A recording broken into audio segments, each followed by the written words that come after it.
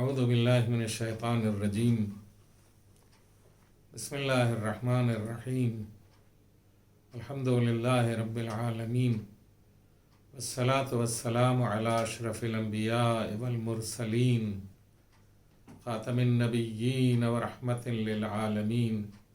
مولانا وسیدنا ابی القاسم محمد صلی اللہ علیہ وعلی اہل بیتہ الطیبین الطاہرین المعصومین المنتجبین الاکرمین لا سیما علی بقیت اللہ فی الارضین ولعنۃ اللہ علی اعدائہم من یوم عداوتہم الی یوم الدین اما بعد فقد قال سبحانہ تبارک وتعالی فی کتابہ الکریم وهو أصدق الصادقين بسم الله الرحمن الرحيم يا أيها الذين آمنوا كتب عليكم الصيام كما كتب على الذين من قبلكم لعلكم تتقون عزیزان گرامی، ماہ مبارک کی تاریخیں یکے بعد دیگرے گزرتی جا رہی ہیں، اور آج میں ماہ صیام کی اس تاریخ میں آپ سے خطاب کر رہا ہوں کہ جو خاندان اہل بیت علیہم السلام کے لیے ایک غم کی تاریخ ہے، سوگ کی تاریخ ہے، اور وہ تاریخ ہے وفات جناب خدیجۃ الکبریٰ سلام اللہ علیہا کہ 10ویں ماہ مبارک رمضان کو جناب خدیجۃ الکبریٰ مادر فاطمہ زہرا سلام اللہ علیہا نے انتقال فرمایا۔ جس سال جناب خدیجۃ الکبریٰ نے انتقال فرمایا اسی سال جناب ابو طالب نے بھی انتقال فرمایا، اور پیغمبر اکرم کے لیے صلی اللہ علیہ وآلہ وسلم کی ذات کے لیے یہ دو غم انتہائی اندوہناک تھے کہ جسے پیغمبر اکرم صلی اللہ علیہ وآلہ وسلم نے اپنے دل کے اوپر محسوس کیا اور گریہ فرمایا، اور اس پورے سال کو آپ نے عام الحزن کا نام دیا۔ حزن یعنی غم، غم کا سال۔ یہ سال پیغمبر اکرم صلی اللہ علیہ وآلہ وسلم کے لیے غم کا سال تھا۔ کیسی ذات تھی جناب خدیجۃ الکبریٰ کی، کیسی شخصیت تھی جناب خدیجۃ الکبریٰ کی کہ آپ کی جدائی کے بعد اور آپ کے فراق کے بعد پیغمبر اکرم صلی اللہ علیہ وآلہ وسلم اکثر و بیشتر آپ کو یاد کر کے چند برسوں کے بعد بھی گریہ فرماتے تھے۔ ایسی وفادار بیوی کا تصور اگر عالم اسلام میں کہیں ملتا ہے تو جناب فاطمہ زہرا سلام اللہ علیہا نظر آتی ہیں، وگرنہ اگر جناب فاطمہ زہرا سلام اللہ علیہا کی ذات نہ ہوتی تو ہم یہ کہتے کہ عالم انسانیت میں جناب خدیجۃ الکبریٰ سے زیادہ باوفا اور باوقار اور باحیا خاتون کوئی نہیں ہوئی۔ پیغمبر اکرم صلی اللہ علیہ وآلہ وسلم کی شخصیت کو آپ دیکھیں، آپ کو پروردگار عالم نے رحمت للعالمین قرار دیا، آپ کو پروردگار عالم نے خاتم النبیین قرار دیا، آپ کو انبیاء کا سردار بنایا، آپ کو صاحب خلق عظیم بنایا، اور آپ کی شریعت کو صبح قیامت تک کے لیے برقرار رکھا، صبح قیامت تک کے لیے۔ میرے ان لفظوں کو آئندہ بھی آپ اس کے اوپر توجہ کیجیے گا اور محسوس کیجیے گا۔ جناب خدیجۃ الکبریٰ کی عظمت اس سے صاف نظر آتی ہے کہ پروردگار عالم نے اپنے حبیب کے لیے آپ کا انتخاب کیا، اپنے اس حبیب کے لیے کہ جسے خود خداوند عالم بہت زیادہ محبوب رکھتا ہے۔ جناب خدیجۃ الکبریٰ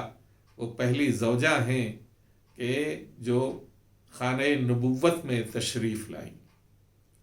جناب خدیجۃ الکبریٰ کے سلسلے میں تاریخ اسلام میں بہت سے اختلافات پیدا کرنے کی کوششیں کی گئیں تاکہ جناب خدیجۃ الکبریٰ کی شخصیت کو نیچے لایا جا سکے، لیکن پروردگار عالم نے جناب خدیجۃ الکبریٰ کو جو عظمت اور جو مقام عطا کیا، وہ عظمت ایسی عظمت ہے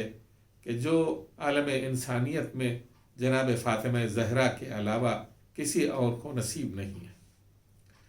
یہ چیز توجہ کرنے والی ہے کہ پیغمبر اکرم صلی اللہ علیہ وآلہ وسلم سے مرد عام طور سے لوگ خواستگاری کرتے ہیں، لیکن یہ چیز جو ہے وہ سوچنے اور غور کرنے کی ہے کہ جناب خدیجہ اپنی شادی کے سلسلے میں انتظار کرتی رہیں۔ تاریخ اگر چھانیے تو آپ کو اندازہ ہوگا کہ آپ کو پہلے سے جو پیشین گوئیاں ہوئی تھیں ان کی روشنی میں یہ احساس تھا کہ پروردگار عالم نے مجھے کسی خاص ذات کے لیے اور کسی خاص شخصیت کے لیے محفوظ رکھا ہے، لہٰذا آپ اس خاص شخصیت کا انتظار کرتی رہیں۔ اور جب وہ موقع آیا کہ جب پیغمبر اکرم صلی اللہ علیہ وآلہ وسلم اپنے حلم، اپنے علم، اپنے کردار، اپنی عظمت، اپنے کمال، اپنی نورانیت اور اپنی شرافت، اپنی صداقت اور اپنی امانت داری کی بنیاد کے اوپر پورے حجاز میں مشہور ہوئے، تو جناب خدیجہ نے بھی انہیں آزمانے کے لیے یہ پیشکش کی کہ آپ میری طرف سے تجارت کا قافلہ لے کر کے جائیں اور وہاں تجارت کے بعد جو ہے وہ مال و اسباب بیچنے کے بعد واپس آئیں، اور اپنے خاص خادم کو، اپنے خاص غلام کو جناب خدیجۃ الکبریٰ نے ان کے ساتھ بھیجا تھا، پیغمبر کے ساتھ، کہ ان کی نقل و حرکت کے اوپر توجہ رکھنا اور میں ان کے سلسلے میں معلومات حاصل کرنا چاہتی ہوں۔ اور ایسے موقع کے اوپر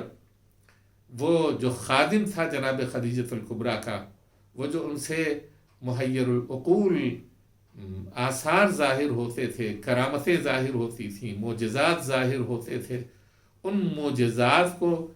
محفوظ کرتا جاتا تھا، یہاں تک کہ یہ قافلہ جب شام سے واپس ہوا ہے اور بڑے نفع کے ساتھ واپس ہوا ہے، کئی گنا فائدے کے ساتھ واپس ہوا ہے،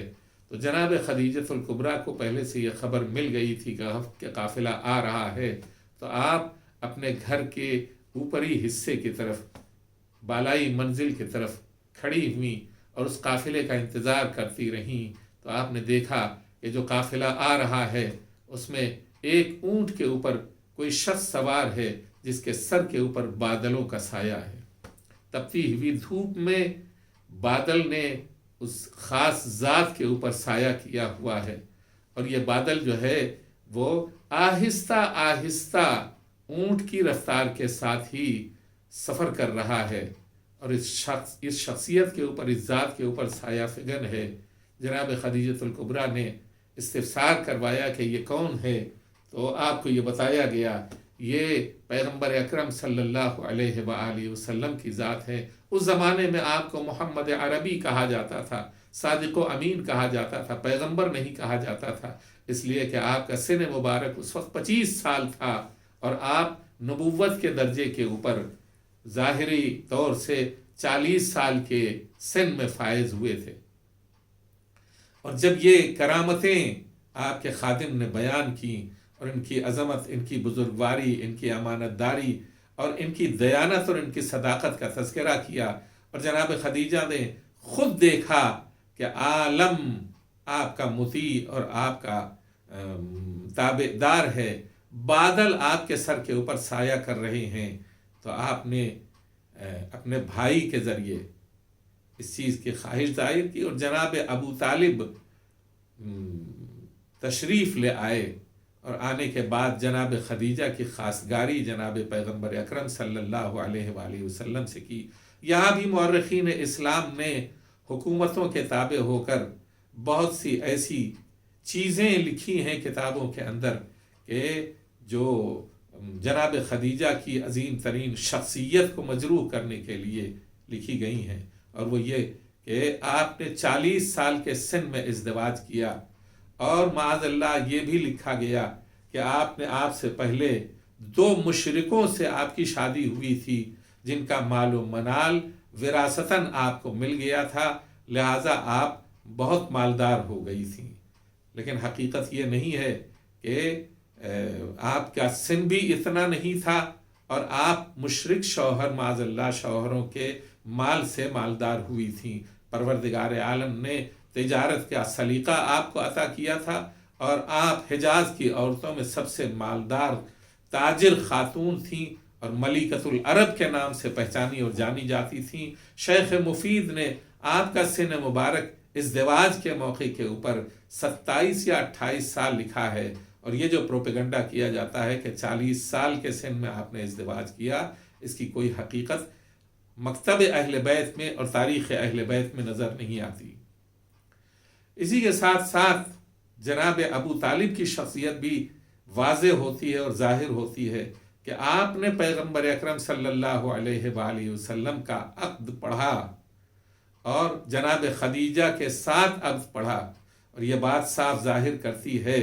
کہ یہ وہ مومن تھے آل بنی ہاشم سے کہ جو اپنے ایمان کو مخفی کیے ہوئے تھے۔ آپ کے قصائد،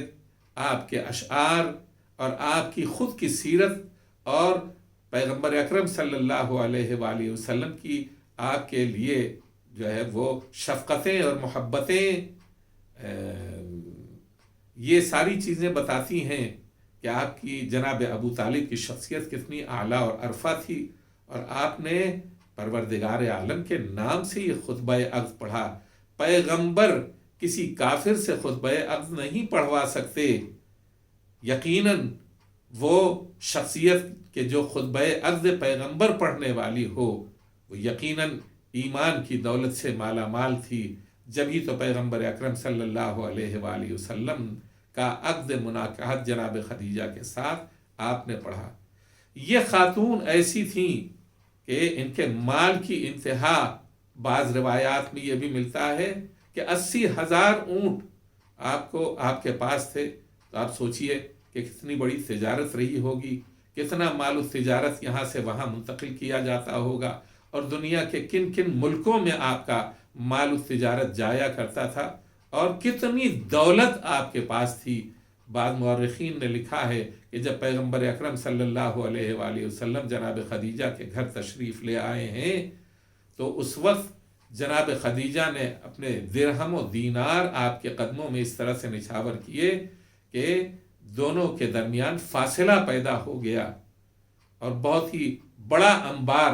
سونے اور چاندی کے سکوں کا آپ نے پیغمبر اکرم صلی اللہ علیہ وآلہ وسلم کے قدموں کے اوپر نچھاور کر دیا، اور یہ کہا کہ یہ سارا مال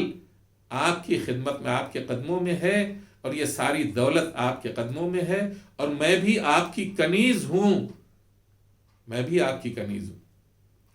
یہ ایک عظیم وفادار خاتون ہی کے دل سے نکلی ہوئی بات ہو سکتی ہے کہ جسے نہ مال دنیا کی محبت ہے اور جسے نہ جائیداد کی محبت ہے، بلکہ اس نے ایک باکردار شخص کو اپنی زندگی کے لیے چنا، جو صادق تھا، جو امین تھا، جو مال دنیا کی طرف توجہ نہیں کرتا تھا، اور جو اپنے نیک کردار کے ذریعے لوگوں کے دلوں میں گھر کیے ہوئے تھا۔ اس زمانے میں بھی آج کے زمانے کی طرح سے بہت سے ایسے حالات دیکھنے میں آئے عقد جناب خدیجہ اور پیغمبر اکرم صلی اللہ علیہ وآلہ وسلم کے سلسلے میں کہ وہ معاشرہ آج کے معاشرے سے ملتا جلتا نظر آتا ہے۔ کیسا تھا؟ مکے کی عورتوں نے جناب خدیجہ سے منہ موڑ لیا، ناراض ہو گئیں۔ مکے کی عورتوں نے ناراض ہو کر کے یہ کہا کہ کتنے بڑے بڑے مالدار اور کتنے بڑے بڑے دولت مند اور کتنے بڑے بڑے تاجر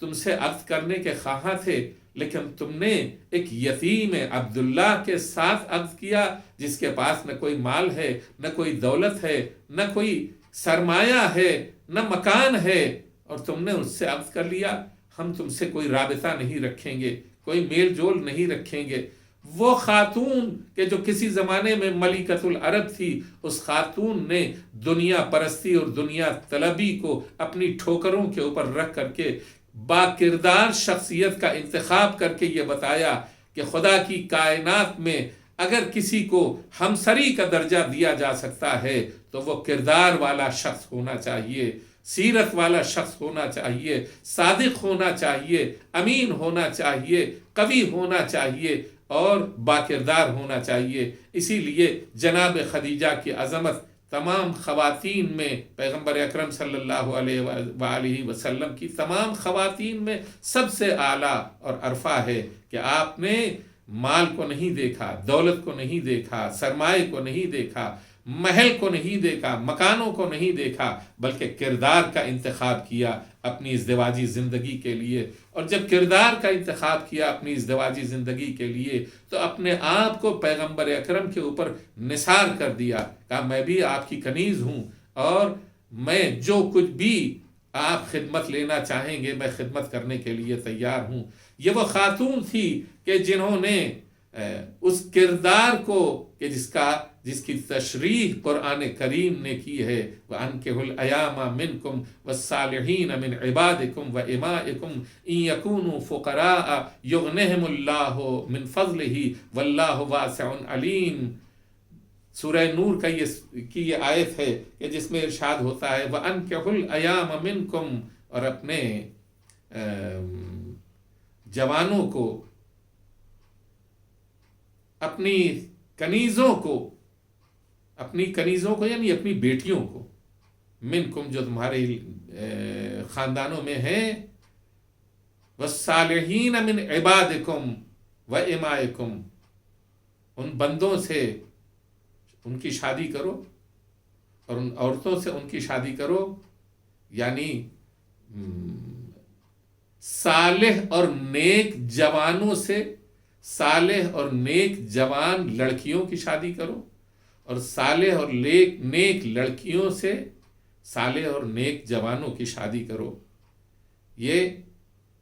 ایک پیمانہ تھا جو پروردگار عالم نے قرآن کریم میں ہمارے درمیان رکھا، ہمارے لیے رکھا۔ جناب خدیجہ نے قرآن کے اس نزول سے پہلے اس سیرت کے اوپر عمل کرتے ہوئے بتایا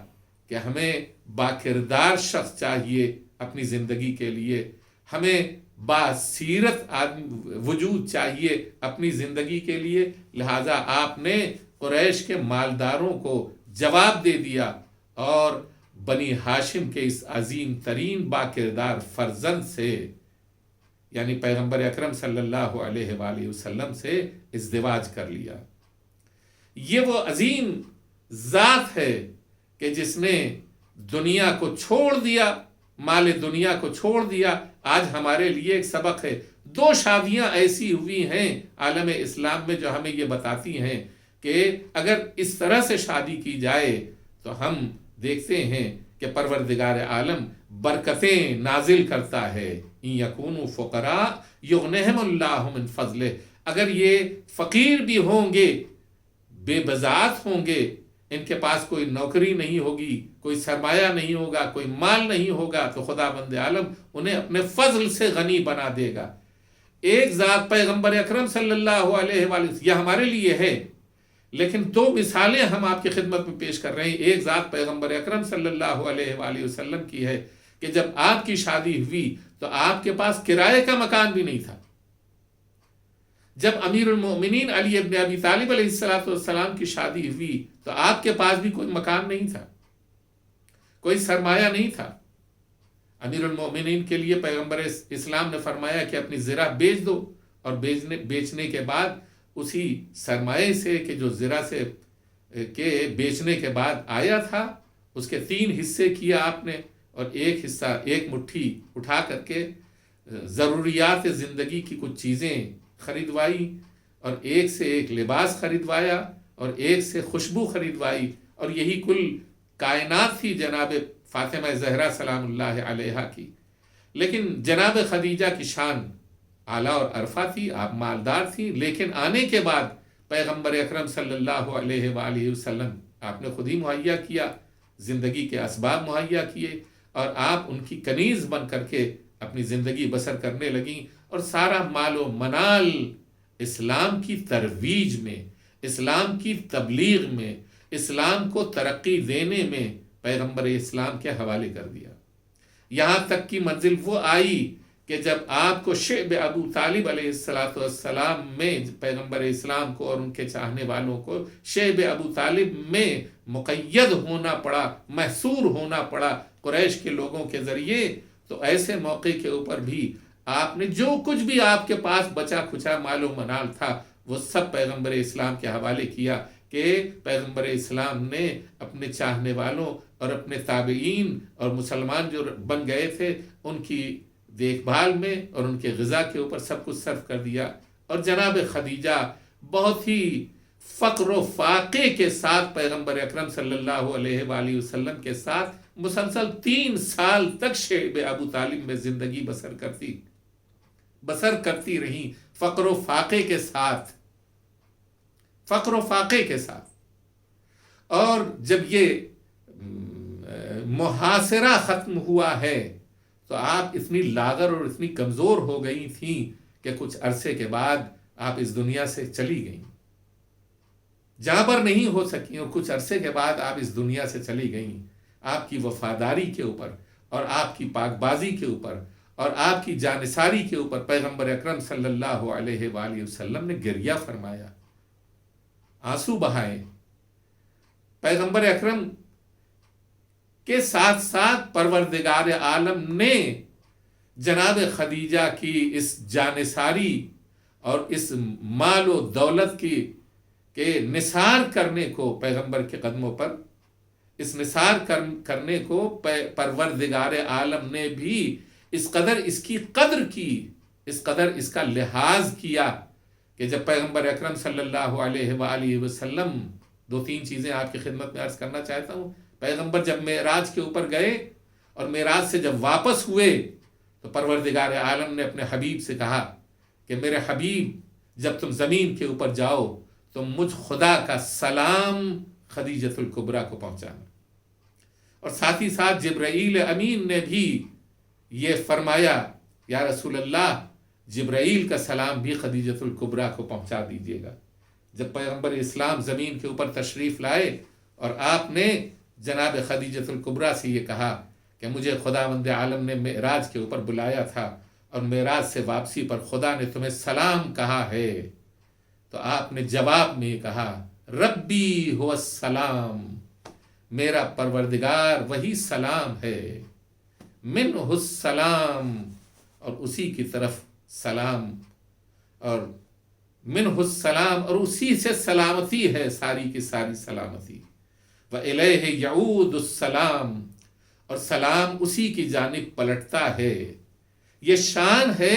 جناب خدیجۃ الکبریٰ کی کہ کائنات میں کسی کو یہ فضیلت اور یہ مرتبہ حاصل نہیں ہے کہ خدا خود اپنے حبیب کے ذریعے اور جبرائیل اپنے حبیب کے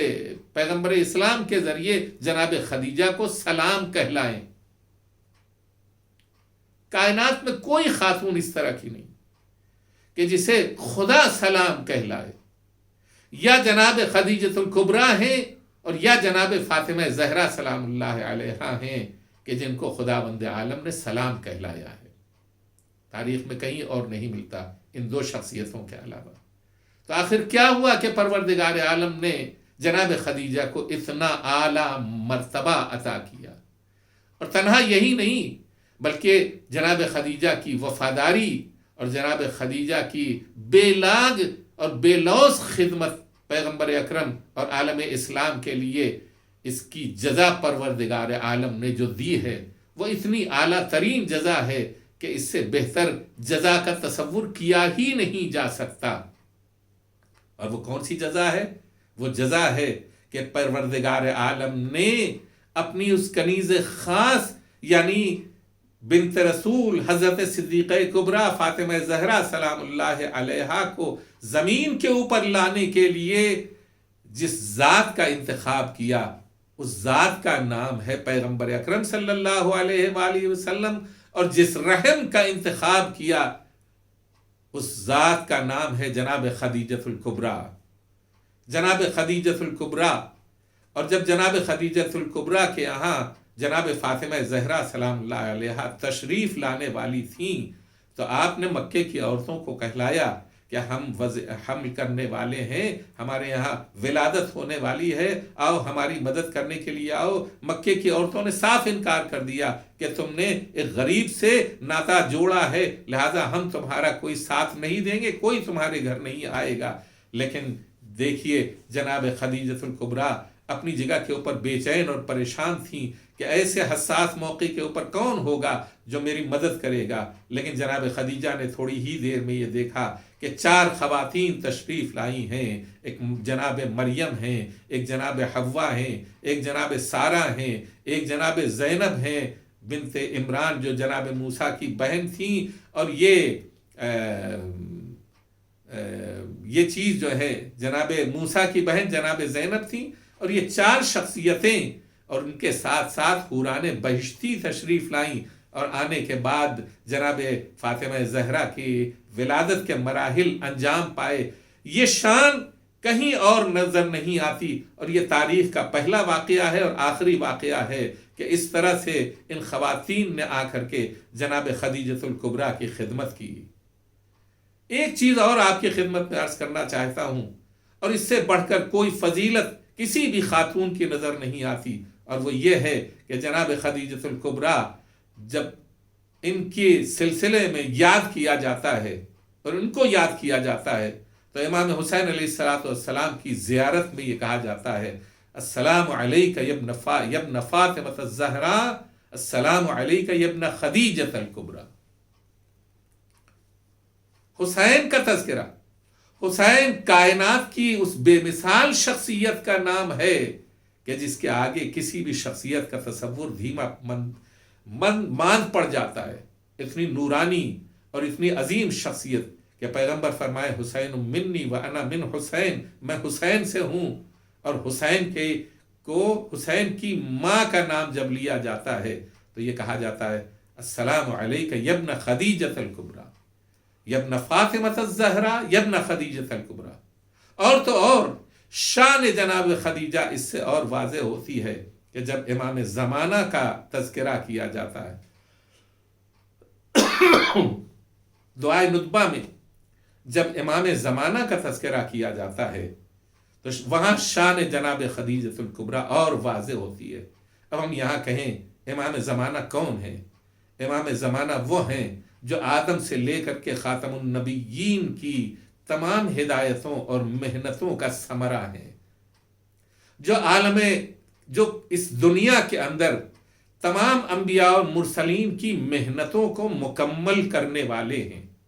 جو ظلم و ستم کا خاتمہ کرنے والے ہیں، جو عدل و انصاف کو برپا کرنے والے ہیں، جو امیر المؤمنین سے لے کر امام حسن عسکری علیہ السلام کی جافشانیوں، محنتوں اور قربانیوں کا بنیادی ثمرہ ہیں، اور وہ شخصیت ہیں کہ جو دین پروردگار کو پوری کائنات میں نشر کرنے والے ہیں، اور عدل و انصاف کو پوری کائنات میں اس طرح نشر کرنے والے ہیں جس طرح وہ ظلم و ستم سے بھری ہوگی اسے عدل و انصاف سے بھر دیں گے، اور عالم اسلام کا غلبہ ہوگا، رسالت مآب کی حکومت قائم ہوگی، لِيُظْهِرَهُ عَلَى الدِّينِ كُلِّهِ وَلَوْ كَرِهَ الْمُشْرِكُونَ۔ ایسی ذات کے لیے جب تذکرہ کیا جاتا ہے اور یہ کہا جاتا ہے کہ امام زمانہ کی ماں کا نام اگر کوئی لے تو کیسے لے، تو یہ ارشاد ہوتا ہے وَابْنَ فاطمة الزہراء وَابْنَ خدیجۃ الغراء۔ امام زمانہ خدیجہ غراء کے فرزند ہیں، امام زمانہ فاطمہ زہرا کے فرزند ہیں۔ اس کا مطلب کیا ہوا؟ مطلب یہ ہوا کہ کل جناب ملکۃ العرب جناب خدیجۃ الکبریٰ حجاز میں ایک بہت عظیم مالدار خاتون تھیں، لیکن وہ صرف حجاز تک محدود تھیں، لیکن آج مادر امام زمانہ کہلانے کے بعد ساری کائنات کی ماں ہیں اور ساری کائنات کی سرپرستی کرنے والی ہیں۔ اس سے بہتر اور اس سے بڑھ کر فضیلت اور عظمت کا کیا تصور کیا جا سکتا ہے؟ آج ہم ان کی وفات کا دن منا رہے ہیں، اور ان کا غم منا رہے ہیں، جناب خدیجۃ الکبریٰ کو یاد کر کے پیغمبر اسلام مدتوں رویا کیے۔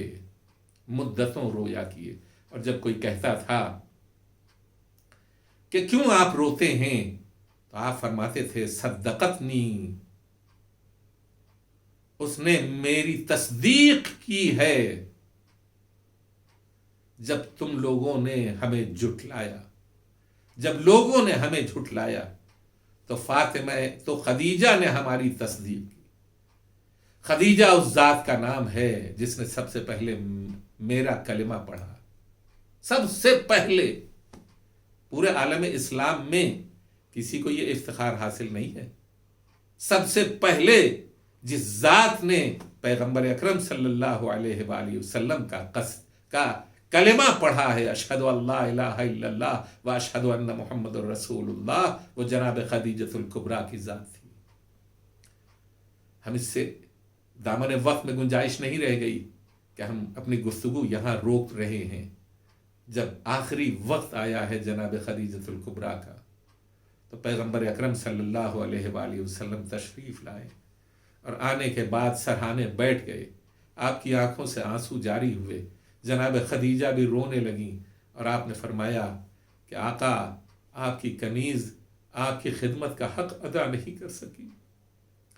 لہذا آپ ہمیں معاف کیجیے گا، آپ ہم سے راضی ہیں یا نہیں؟ جناب خدیجہ کے ان جملوں کے اوپر جناب پیغمبر اسلام نے آنسو بہاتے ہوئے کہا کہ آپ نے بڑی خدمت کی ہے، میں آپ سے پوری طرح سے راضی ہوں۔ اور اسی طرح سے باتیں ہوتی رہیں، اور پیغمبر اکرم صلی اللہ علیہ وآلہ وسلم اپنی اس کوچ کرنے والی خدیجہ کی باتیں سن کر روتے رہے اور آنسو بہاتے رہے۔ آخر میں یہ فرمایا جناب خدیجہ نے، ایک اور عرض ہے لیکن مجھے حیا آتی ہے کہ میں آپ سے کہوں، میری 5 سال کی بچی فاطمہ کو میرے پاس بھیج دیجئے، میں اپنی وہ آخری خواہش اپنی بیٹی سے بیان کرنا چاہتی ہوں، تاکہ وہ آپ سے کہہ دے۔ جناب فاطمہ، پیغمبر اٹھ گئے، جناب فاطمہ زہرا تشریف لائی، آواز دی، میری بیٹی، تم میرے اپنے بابا سے اتنا کہنا کہ میرے پاس کفن نہیں ہے، میرے پاس لباس نہیں ہے، میں یہ چاہتی ہوں کہ میں اس دنیا سے جا رہی ہوں، اپنے بابا سے کہنا اس جبے میں اور اس پیراہن میں مجھے کفن دیں گے کہ جس جبے میں آپ عبادت الہی انجام دیتے تھے اور وحی پروردگار آپ کے اوپر نازل ہوا کرتی تھی۔ جناب فاطمہ زہرا سلام اللہ علیہا نے اپنے بابا سے یہ بیان کیا، پیغمبر یہ سن کر کے رونے لگے۔ ابھی غسل و کفن کی تیاریاں ہو رہی تھی، غسل کی تیاری ہو رہی تھی کہ پیغمبر کے اوپر جبرائیل نازل ہوئے اور آنے کے بعد کہا، پروردگار نے خدیجہ کے لیے کفن بھیجا،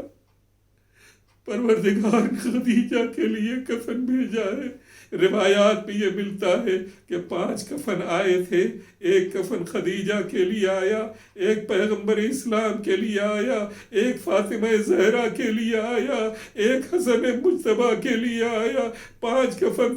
تمام ہو گئے، لیکن ایک وہ شخص، ایک وہ ذات جو صحرائے کربلا میں بے گور و کفن تھی، اس کا کفن بنی اسد کے سے خطاب کرتے ہوئے سید سجاد نے فرمایا، ایک بوریا لے کر کے آؤ، ایک حصیر لے کر کے آؤ، تاکہ میں اس میں اپنے بابا کو کفن دے سکوں۔ اور اس طرح سے زمین کے اوپر بیٹھے اور ٹکڑے ٹکڑے لاش کے اکٹھا کیے، اور اکٹھا کرنے کے بعد اسے کفن بنایا، اس بوریے کو اور اس حصیر کو۔ اور ایک مرتبہ چاہتے تھے کہ قبر کھودیں، لیکن دیکھا قبر نمودار ہو گئی ہے۔ پیغمبر کی آواز آئی، میرے لاؤ، میری امانت میرے حوالے کر دو۔ وَسَيَعْلَمُ الَّذِينَ ظَلَمُوا أَيَّ مُنْقَلَبٍ يَنْقَلِبُونَ۔